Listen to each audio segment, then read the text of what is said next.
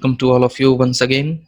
We will start our part third video, Ancient Indian History, topic number first, Indus Valley Civilization. So myself, Krishna Mukherjee, senior educator at Auxilium IAS. So our video session will be start from the beginning of the content. So if any aspirant have any types of doubts or queries regarding the last videos, then you can go to the comment section and comment us your problem. We will glad to solve all kinds of problem. So now we will move on the next topic of the Indus Valley Civilization, that is the topic number 3. So before going on to the topic number 3, we will kindly request to all of you, those who are freshers, जो बच्चे freshers हैं, first time अपने इस video को start कर रहे हैं, ये सीरियस रिकमेंडेशन है आप सभी के लिए दैट प्लीज प्लीज प्लीज आप लोग पहले प्रीवियस वीडियोस को आप लोग वॉच आउट करें, बेहतर तरीके से देखें समझे, क्योंकि ये इनिशिएटिव जो ऑक्सिलियम आईएएस चैनल में जो लिया गया है, ये आपके लिए लिया गया है, आपके फ्यूचर, आपके सक्सेसिव रिजल्ट के लिए लिया गया है। यहाँ पे टाइम पास के लिए हम लोग यहाँ पे वीडियोस को अपलोड नहीं कर रहे हैं, ना हमारे यहाँ पे मोनेटाइजेशन के बेस में कोई हमारा अप्रोचेस है। हमारा सिर्फ एक मोटिव है, एक ऑब्जेक्टिव के रूप में हम देखते हैं, वो सिर्फ और सिर्फ ये है आपका सक्सेस, आपका रिजल्ट। सो जो सीरियस कैंडिडेट हैं, जो रियली वो चाहते हैं कि अपने जीएस को बेहतर तरीके से मजबूत करना इस प्लेटफॉर्म के जरिए, आप लोग से रिक्वेस्ट है कि आप लोग पहले इंट्रोडक्टिव जो फ्रेशर्स हैं, वो इंट्रोडक्टिव पार्ट 1, पार्ट 2 और जितने भी वीडियोस अपलोड प्रीवियसली हो चुके हैं उसको पहले आप देखें, उसके बाद फिर आप लोग आगे जो सीरीज है उसको कंटिन्यू करें। सो आप सबके लिए एक बार फिर से मैं ये अनाउंस कर रहा हूँ, इस चैनल में आपको जीएस का फुल कोर्स मेगा सीरीज देखने को मिलेगा। हिस्ट्री से रिलेटेड हो, ज्योग्राफी से हो, पॉलिटी से हो, वो भी टाइम लगेगा अपलोड होने में, क्योंकि हमें इसके कंटेंट को बनाना पड़ रहा है। सो बनाने के लिए रिसर्च, बहुत सारे कंटेंट को हमें लिखना पड़ता है, उन चीज़ों को एडिट करना पड़ता है आपके लिए। सो ये चीज़ में थोड़े से टाइम टेकिंग वाले ये वर्क है। सो आप लोग से रिक्वेस्ट है कि support us, join us and share. ये अपने उन सर्किल में शेयर करें जो नीडी हैं, जो बच्चे नीडी हैं, फाइनेंशियल क्राइसिस के वजह से पढ़ नहीं पा रहे हैं, कहीं जा नहीं पा रहे, ये उनके लिए घर बैठे एक बेटर अपॉर्चुनिटी है। So without wasting any time we will start our session, Indus valley civilisation part 3, urban infrastructure and architecture. हम लोग इससे पहले सिंधु घाटी सभ्यता से जुड़े हुए सभी बातों का डिस्कशन कर चुके हैं। आज हम लोग बात करेंगे तीसरे जो विषय है कि शहरी जो निर्माण जो सिंधु घाटी की सभ्यता में देखा गया था वो किस आधार पे था। सो उस टॉपिक के ऊपर हम लोग अब बढ़ते हैं। सो अगर कोई बच्चे जो पहले वीडियो को देखे हैं और उनको अगर कोई टॉपिक्स में डाउट है तो वे फ्रीक्वेंटली, ये बार बार मैं रिपीट कर रहा हूँ, आप लोग कांटेक्ट कर सकते हैं। सो हम लोग अर्बन इंफ्रास्ट्रक्चर पे कल भी डिस्कशन कर चुके थे। इस टॉपिक को हम लोग देखे थे कि किस तरीके से हड़प्पा, गनेड़वाला, मोहनजोदाड़ो में आर्किटेक्चर का बेटर एक प्रेजेंस देखने को मिला है, जो पाकिस्तान में आज है। सिंधु घाटी सभ्यता का बेटर प्रेजेंस जो इन तीनों शहर में देखने को मिला है। इसके अलावा जो इंडिया में जो शहर है जैसे कालीबंगन, राखीगढ़ी, रोपर, लोथल, इन सभी शहरों में भी प्रेजेंस देखने को मिला है। सो ये रहा। उसके अलावा मोहनजोदाड़ो का निर्माण कैसे हुआ, उस शहर की खासियत क्या थी, वो शहर है कहाँ पे, सिंधु नदी के वेस्टर्न साइड पे और पाकिस्तान के किस डिस्ट्रिक्ट में, ये तो एग्जाम में पूछा नहीं जाता, लेकिन फिर भी एक नॉलेज के लिए यहाँ पे आपको बता दिया गया है। सो ये है। हम लोग अब डिस्कशन यहाँ तक तो कर चुके हैं कि किस तरीके से इंडस वैली सिविलाइजेशन के मोहनजोदाड़ो का फॉर्मेशन हुआ। उसके बेसिक जो डिस्कशन था वो प्रीवियस वीडियो में आपको अवेलेबल देखने को मिलेगा, मतलब पार्ट 2 में। पार्ट 1 में इंट्रोडक्शन है, पार्ट 1 में नहीं मिलेगा। मोहनजोदाड़ो का अगर आपको बेसिक समझना है, पार्ट 2 में आप जा सकते हैं, और उसके अलावा उसी टॉपिक का एडवांस वर्जन इसमें हम लोग अब डिस्कस करेंगे। So move on to the next topic, that is the urban infrastructure. So the remainings of the Indus Valley civilization cities indicate remarkable organization and there were well-ordered wastewater drainage and trash collection systems. So ये topics भी हम लोग last में discuss कर चुके थे, लेकिन बहुत इंपॉर्टेंट है, ये हम आपको फिर से रिकमेंडेशन कर दे रहे। एग्जाम में पूछा जाता है, सिंधु घाटी सभ्यता का सबसे जो बेस्ट वर्क है वो वेस्ट वाटर ड्रेनेज सिस्टम है, ट्रैश कलेक्शन सिस्टम मतलब कचरों का प्रबंधन, ठीक है, कचरा प्रबंधन करने का जो प्रणाली उन्होंने बनाया था, ये सबसे उत्तम श्रेणी का वो माना जाता है। वेस्ट वाटर जो नहरें जो सीवेज के जो पानी जो निकालने का आज हम लोग जो देखते हैं, देखते क्या है, आज भी हमारे भारत के बहुत सारे ऐसे जगह हैं जो पिछड़े हुए इलाके जहाँ पे आज भी हम लोग नहर भी ढंग से नहीं बना पाते, नालियों का भी निर्माण ढंग से हम लोग नहीं कर पा रहे। लेकिन ये आप सोच कर देखें, आज से 5000 साल पहले की अगर आप इतिहास को देखें तो उस समय के वे लोग इन सभी बातों से वाकिफ थे और इन सभी चीजों के ऊपर तवज्जो आज के समय से कई गुना ज्यादा वे लोग देते थे। क्योंकि मैंने फर्स्ट पार्ट में डिस्कस किया था, सिंधु घाटी सभ्यता, इंडस वैली सिविलाइजेशन हाइजीन के लिए बहुत ज्यादा जाना जाता है। स्वच्छ और साफ सफाई वे लोग टॉप प्रायोरिटी में इसको रखते थे। सो यही है ग्रेनरीज के बारे में, अनाज गृह भंडार के बारे में भी हम लोग बात कर चुके हैं। तो यहाँ तक तो इस टॉपिक को आप लोग एक बार रीड कर सकते हैं, इससे रिलेटेड हम लोग लास्ट वीडियो में डिस्कस कर चुके हैं। आज अभी थोड़ा हम लोग डिस्कस करते हैं important Indus valley sites. So Indus valley sites के ऊपर अगर बात करें, पहला आता है हड़प्पा। ये प्योरली इंफॉर्मेटिव है, फैक्चुअल है और एग्जाम में डायरेक्ट ये पूछे जाएंगे। तो आपके लिए अब यहाँ से गोल्डन टाइम शुरू होता है, कॉपी पेन के साथ स्टार्ट हो जाए लिखना और ध्यान से बातों को सुने। पहला, जो सिंधु घाटी सभ्यता के जो महत्वपूर्ण जो स्थल है उनका विश्लेषण अब हम लोग करेंगे एक एक करके। पहला नंबर हड़प्पा का है, फिर मोहनजोदाड़ो पे आएंगे, फिर अलग अलग जितने भी शहर है, राखीगढ़ी, कालीबंगन, धोलावीरा, लोथल, तो इन सभी शहरों का एक एक करके विश्लेषण करेंगे। सो आज का हम लोग शुरू करते हैं हड़प्पा के साथ। हड़प्पा अगर हम लोग देखें, देखिए आपके लिए इस तरीके से कंटेंट बनाया गया है कि इजी वे में आप याद भी कर सकते हो, स्क्रीनशॉट लेकर आप इसको पढ़ भी सकते हो या सेम टू सेम आप अपनी कॉपी में नोट डाउन कर सकते हो। हड़प्पा के ऊपर डिस्कस करें। Harappa is the first discovered sites of the civilization excavated in 1921 by Dayaram Sahni. Question ये पूछा जा सकता है, हड़प्पा सभ्यता किनके द्वारा खोज किया गया था? दयाराम साहनी के द्वारा किया गया था। कब किया गया? 1921 में, 1921 में ये किया गया था। ठीक है, आज की ये पाकिस्तान के पंजाब प्रांत में है, पंजाब प्रोविंस में है। ठीक है, ये आपको याद रखना, पंजाब प्रोविंस में ये आज के है। Archaeologist have divided Harappa in 5 different phases. ये आपको कहीं नहीं मिलने वाला है।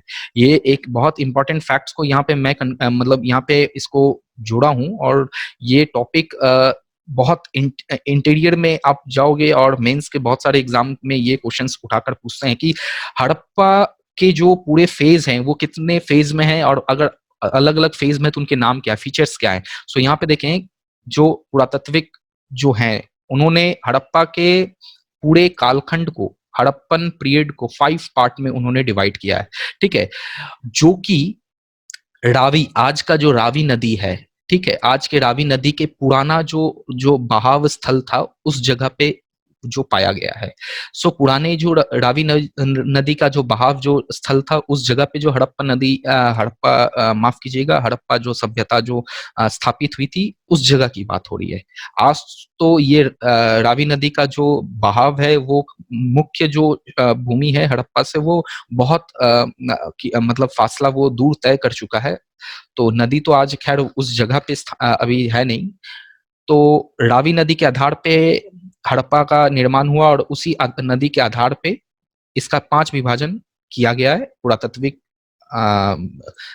लोगों के द्वारा। पहला है हकड़ा, याद रखिएगा, पहला जो हड़प्पन जो स्थल जो था 3300 से लेकर 2800 ईसा पूर्व तक, वो स्थल है हकड़ा। ये पाकिस्तान का ये एक जगह है, ठीक है, एक छोटा सा कस्बा है हकड़ा। वहां पे हड़प्पा का ये पहला जो खोज हुआ, वहां से ये एक सभ्यता का एक निशानी हमें सबूत, जीवंत सबूत देखने को मिला।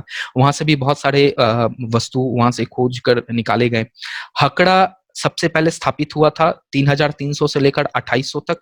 हकड़ा जो सभ्यता है, हकड़ा के बाद ही ये कोट दीजियन या अर्ली हड़प्पा, ठीक है, अर्ली हड़प्पा का अगर आप बात करो तो यहाँ पे आप ये देख सकते हो कि इसका पीरियड जिस जगह पे हकड़ा का खत्म हो रहा 2800 से लेकर यहाँ से उसका शुरू हो रहा है। आप ऐसे भी याद रख सकते हो कोट दीजिन। कोट दीजिन वही है जो आप समझते हो। कोट दीजी मैप में डिस्कस करेंगे इसके बाद हम लोग कि मैप में अलग अलग जो साइट्स हैं हड़प्पन सिविलाइजेशन के अलग-अलग जो साइट्स हैं, जैसे हड़प्पा किस पोजीशन पे है, मोहनजोदाड़ो किस जगह पे है, लास्ट वाले में तो डिस्कस कर चुके हैं फर्स्ट पार्ट में, लेकिन कुछ और भी अदर जो शहर है उनके ऊपर भी डिस्कस हम लोग कर लेंगे अपने मतलब एग्जाम के पॉइंट ऑफ व्यू पे। तो कोट से फर्स्ट पे है हकरा, सेकंड है कोट डिजियन। सो 2800 से 2600 तक ये चला। ये इसके बाद मैच्योर फेज शुरू होता है, मतलब ये अर्ली फेज था, हड़प्पा का ये अर्ली फेज था। अर्ली फेज के बाद मैच्योर फेज शुरू होता है 2600 से लेकर 1900 तक। ठीक है, तो उस मैच्योर फेज में ट्रांजिशनल हमें सिविलाइजेशन देखने को मिली और लास्ट लेट हड़प्पा। तो ये आपको एक समझना है, इन चीजों के ऊपर ध्यान आपको देना है। ट्रांजिशनल मतलब ये वो समय था 1900 से लेकर 1800 तक, मतलब ये जो 100 जो साल था, इसमें हड़प्पन सभ्यता में बहुत सारे बदलाव है। ट्रांजिशन कल्चर को लेकर, संस्कृति में, अब ये संस्कृति में बहुत सारे बातें यहाँ पे आ जाएंगी। ठीक है, खान पान, रहन सहन, पहनावा, बोलचाल, लिखाई और भी अदर कार्य। सो जितने भी अगर ट्रांजिशनल अगर रूप पे अगर हम लोग यहाँ पे अगर डिस्कस करें, तो एक चीज है बात कि जो इकोनॉमिक सिस्टम है, इकोनॉमिक सिस्टम का भी यहाँ पे डेवलपमेंट देखने को मिला। ठीक है, इकोनॉमिक सिस्टम में भी यहाँ पे बदलाव देखने को मिला। और जो व्यापार की जो हम लोग जो बात करते हैं कि हड़प्पा काल में व्यापार होता था, वो कहीं ना कहीं इस समय सबसे ज्यादा देखने को मिला। व्यापार तो इससे पहले भी मैच्योर फेज से शुरू हो चुका था, लेकिन ट्रांजिशनल फेज में 1900 से लेकर 1800 के पीरियड में जो ट्रेड जो मेसोपोटामिया और इजिप्ट, मिस्र से जो होना शुरू हुआ, ये बहुत मतलब अपने चरम मतलब शिखर पर उस समय था। और जो लेट जो हड़प्पन फेज है 1800 से लेकर 1300 तक, इस समय ये डिक्लाइन ये देखा जाता है, हड़प्पा सभ्यता का अंत देखा जाता है। ये समय हड़प्पा सभ्यता का अंत है। तो ये आपसे पूछा जा सकता है कभी भी किसी भी तरीके से घुमाकर क्वेश्चन, तो आपको ये याद रखना हड़प्पा सभ्यता का अंत किस समय से हुआ है, हड़प्पा सभ्यता का जो स्वर्णिम काल है, गोल्डन एज है, वो कौन सा है। ठीक है, अब आगे डिस्कस करते हैं। तो important findings of Harappa. Harappa से हमें जितने भी जो महत्वपूर्ण जो दस्तावेज जो मिले हैं, इंपॉर्टेंट फाइंडिंग्स जो हम लोग किए हैं हड़प्पा से, वो क्या क्या है, जो क्वेश्चंस में डायरेक्ट आपको घुमा फिरा कर क्वेश्चंस तो आएंगे ही।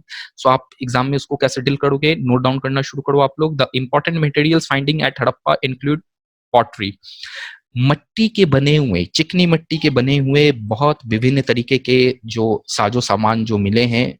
ठीक है, वो एक सबसे पहला पॉइंट है। उसमें से अगर आप देखो, चर्ट्स, ब्लेड, कॉपर और bronze implements, terracotta figurine, seals, sealings, weight, 2 row of granaries, ये अलग अलग आप लोग लिख लो। विथ ब्रिक प्लेटफॉर्म, एक citadel on the elevated platform, vanity case, furnace, crucible for bronze smelting etcetera. ये अलग अलग तो पॉइंट हैं, लेकिन इसमें एक चीज है कि आप अगर देखो चर्ट ब्लेड्स, तो ये एक तरीके का पत्थर होता है जिसको इन्होंने क्या किया था, हड़प्पन लोगों ने इसको क्या किया था कि इस तरीके से उस पत्थर को वे लोग तोड़ते थे कि वे एक पतला नुमा वो एक अपना आकार ले लेता था। मान के चलो एक स्लेट का जैसा हम लोग जो देखते हैं फिगर, वे उस आधार पे। ठीक है, उसके अलावा फिर वे लोग जब कॉपर से जुड़े, क्योंकि हम जानते हैं कि हड़प्पन जो पीरियड है ये कॉपर एज से जुड़ा हुआ है, और ब्रोंज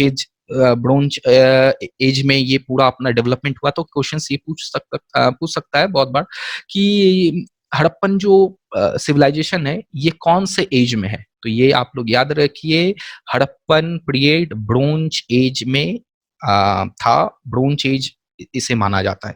ब्रोंज का यहाँ पे यूज सबसे ज्यादा देखने को मिला है। तो ये हो गया। इसके बाद अगर सील्स की बात करते हैं, सील्स मट्टी के बनते थे, चिकनी मट्टी के बनाए जाते थे। वे लोग अलग अलग पत्थरों से सील्स को बनाते थे, जिसका इकोनॉमिक सिस्टम्स में वे लोग यूज करते थे।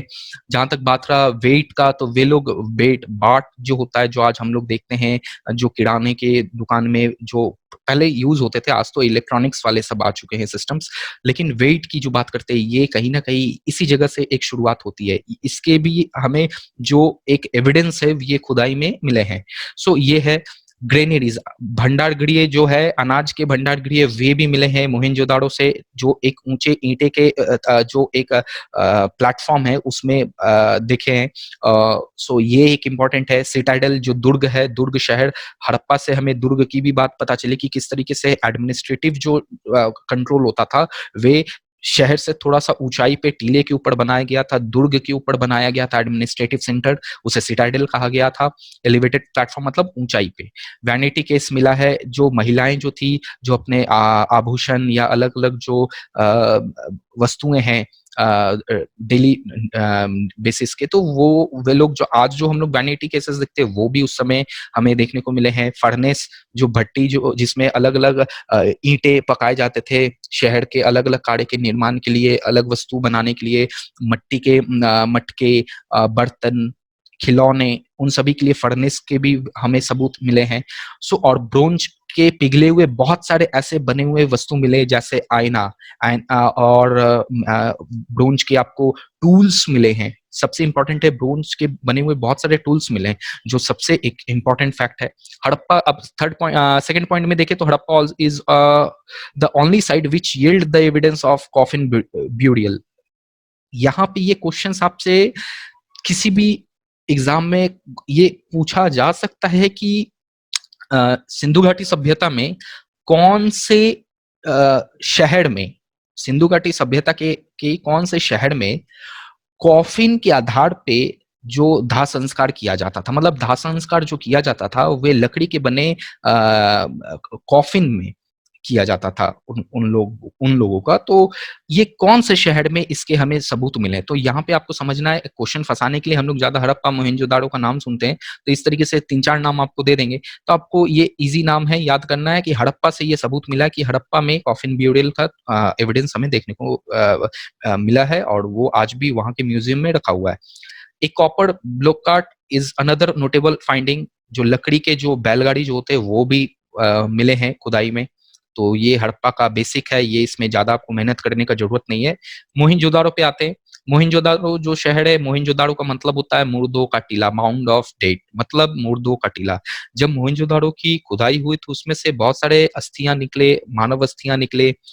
इसके कारण ही ये सिंध भाषा में, सिंधी भाषा में, माफ कीजिएगा, सिंधी भाषा में मोहिंजोदारो का अर्थ होता है मुर्दों का टीला। इसका खोज हुआ था राखल दास बैनर्जी के द्वारा 1922 में। देखिए, सिर्फ 1 साल का अंतर है। 1921 में हड़प्पा का हुआ, 1922 में मोहनजोदाड़ो का हुआ। हड़प्पा दयाराम साहनी, हड़प्पा का इधर देखिए दयाराम साहनी के द्वारा हुआ है, और मोहनजोदाड़ो का आर.डी. बनर्जी। मोहनजोदाड़ो कहाँ पे है? तो मोहनजोदाड़ो पाकिस्तान के सिंध जो राज्य है, सिंध के लड़काना डिस्ट्रिक्ट में मौजूद है, सिंधु नदी के किनारे। अब मोहनजोदाड़ो से हमें क्या क्या देखने को मिला है? तो मोहनजोदाड़ो से जो इंपॉर्टेंट जो फाइंडिंग्स हैं वो है, notable findings at Mohenjodaro are the great bath. सबसे बड़ा इंपॉर्टेंट है, हम लोग जानते हैं, कॉमन सी बात है, द ग्रेट बाथ, विशाल स्नान गृह जो है वो सबसे महत्वपूर्ण है मोहनजोदाड़ो का। दर्शनीय वो एक वस्तु है, देखा जाता है उसके ऊपर। हम लोग बहुत सारे पिक्चर्स अलग अलग साइट्स पे देखें, बुक्स में देखते हैं, तो ग्रेट बाथ सबसे इंपॉर्टेंट है मोहनजोदाड़ो का। सेकंड है यूनिफॉर्म बिल्डिंग्स एंड वेट। मोहिंजोदाड़ो शहर की अगर बात करें तो मोहिंजोदाड़ो में जितने भी शहर हैं उनका जो निर्माण है, आज अगर आप लोग दिल्ली में आप जाते हो या किसी भी शहर के वेल प्लान सिटीज में आप जाते हो, तो वहां पे आपको देखने को मिलता है कि एक ही तरीके का बिल्डिंग्स आपको हर जगह देखने को मिलेंगे। ये कहीं ना कहीं सेम चीज मोहिंजोदाड़ो में ये इसका एविडेंस मिला है, यूनिफॉर्म बिल्डिंग्स है। कोई भी बिल्डिंग्स का मतलब जो स्ट्रक्चर है, शेप है, वो एक दूसरे से ज्यादा अलग नहीं है। यूनिफॉर्म बिल्डिंग्स का हमें जो सिस्टम है देखने को मिला है। वेट मेजरमेंट के लिए जो बाट होते हैं वो भी यहाँ पे मोहिंजोदाड़ो में मिले हैं। Hidden drains and other hallmarks of the civilisation. आज तो हम लोग बारिश में इतने परेशान हो जाते हैं कि थोड़ी से बारिश होने के कारण रास्ते में पूरे जो ड्रेन्स के जो पानी होते हैं, कीचड़ होते हैं, वे बाहर आ जाते हैं। और हमें ये सोचना सच में ये आज चाहिए कि आज हम लोग किस तरफ जा रहे हैं, समाज को लेकर किस तरफ जा रहे हैं। लेकिन आप ये देखें कि अब 5000 साल पहले जिस समय संस्कृति का जन्म आप कह सकते हो कि प्राथमिक स्तर पे था, उस समय मतलब ये लोग शहरीकरण, अर्बनाइजेशन को लेकर वे लोग कितने मतलब हाई थिंकिंग रखते थे, और उसके लिए अपने एबिलिटी को भी इतने टॉप लेवल पे ग्रो किए हुए थे। हाई हिडन ड्रेन का मतलब ही यही होता कि वे लोग नाली जो बनाए हुए थे, मतलब घरेलू स्तर पे या शहरी स्तर पे, वे लोग मतलब खुले रूप में उसको नहीं बनाए थे, अंडरग्राउंड लेवल पे था, हिडन बेस में वो था। ठीक है, तो मोहनजोदाड़ो का ये एक बहुत ही खास बात ये सब हम लोग को समझने को मिल रहा है। थर्ड है Mohenjodaro is also sometime known as the largest urban centre of the civilisation. जैसे आज लार्जेस्ट अर्बन सिविलाइजेशन हम लोग का जो चल रहा है अब का, वो मुंबई है, दिल्ली है, इंडिया की अगर बात करते हैं। उस समय का ये देखा जाता है मुंबई और दिल्ली हमारे इंडस वैली सिविलाइजेशन का ये है, मुंबई और दिल्ली, क्योंकि उस समय ये शहर फुल्ली वेल डेवलप था, टेक्नोलॉजी के बेस में, सिस्टम के बेस में, एडमिनिस्ट्रेटिव के बेस में, कल्चर के बेस में, इकोनॉमिक सिस्टम के बेस में। आप किसी भी फैक्टर्स को देखो तो मोहनजोदाड़ो का जो जो रेट है, स्कोर कार्ड है, ये सबसे टॉप उस समय माना जाता है। The famous bronze dancing girl seals of suppose Pashupati, ये याद कर लीजिए, ये क्वेश्चन में पूछा जा चुका है।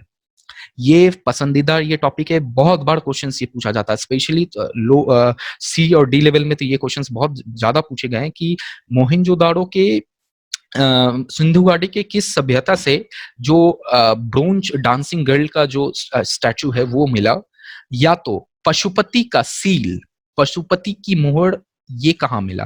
तो मोहनजोदाड़ो शहर से खुदाई में ये दोनों चीज मिला है। आप इमेज में आप कहीं भी आप सर्च करोगे, आपको देखने को मिलेगा कि ब्रोंज से बना हुआ एक लड़की का एक तस्वीर है, जिसमें नृत्य के रूप में दर्शाया गया है, और वो आज भी वहां के म्यूजियम में, मोहनजोदाड़ो के म्यूजियम में उसको रखा गया है।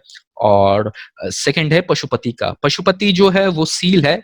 आज जो हम लोग जो लॉर्ड शिवा को जो पूजा करते हैं, या उनका जो हम लोग जो एक फिगर जो बनाकर हम लोग जो डिवोशन का एक हम लोग सोसाइटी में बनाकर रखे हुए सिस्टम, ये अगर फिगर जो आज हम देख रहे हैं, ये कहीं ना कहीं सील में देखने को मिलता था।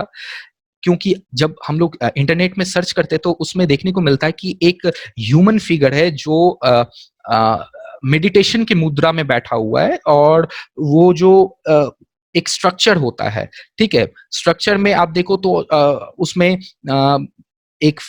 मतलब जटाधारी आपको देखने को मिलेगा कि एक ह्यूमन फिगर में वो मेडिटेशन वाले जो पोस्चर होते हैं, वो एक चीज है। आप अगर उस फिगर को आप देखोगे तो आपको वो समझ में आ जाएगा कि वो सील किस तरीके का है। सो ये कनेक्ट अभी के समय से लॉर्ड शिवा से किया गया है। और ब्रोंज डांसिंग गर्ल ये अभी हम बता चुके हैं। So steatite statue of bearded priest. एक कंफ्यूजन वाला जो मैटर ये है कि मोहनजोदाड़ो के समय रिलीजियस फैक्टर तो कुछ था नहीं, फिर प्रिस्ट पुरोहित वाली बात यहाँ पे कहां से आ जा रही है। हम फर्स्ट पार्ट में और सेकंड पार्ट में ये डिस्कस कर चुके ऑलरेडी कि उस समय धार्मिक जो दृष्टिकोण से कुछ भी जो वस्तुएं थी या कोई एक हमें एविडेंस तो देखने को नहीं मिला, धर्म का शायद नामो निशान नहीं था। लोग उस समय प्राकृतिक को ही सबसे ज्यादा सर्वोपरि मानते थे, और प्राकृतिक के अलग अलग वस्तुओं को पूजा करते थे, जैसे अग्नि, हवा, वायु, भूमि, वर्षा, इन सभी चीजों को। लेकिन फिर भी बियर्डेड प्रिस्ट, तो ये कंफ्यूजन वाला मैटर है। लेकिन ये माना जाता है कि उस समय ये संभावना है कि समाज में जो एक moral code of conduct establish करने के लिए ऐसे कुछ लोग होते थे। सो उन्हें प्रिस्ट का एक नेम से हमें जानने को एक मिल रहा है। सो आप यहाँ पे कंफ्यूज ना हो, क्योंकि यहाँ पे दोनों बात किया जा रहा है। ठीक है, अब आगे अगर हम लोग देखते हैं, so numerous terracotta figurine, numerous terracotta figurine की अगर बात करें तो वो भी मिला। टेराकोटा मतलब मिट्टी के बने हुए, जो चिकनी मिट्टी के पके हुए जो बहुत सारे जो मूर्तियां हैं, वो सब मिले मोहनजोदाड़ो से। सो मोहनजोदाड़ो का ये इंपॉर्टेंट फैक्ट था। इसके आगे जो है ग्रेट बात का यहाँ पे हम लोग नेक्स्ट वीडियो में डिस्कशन करेंगे। So till then, good bye.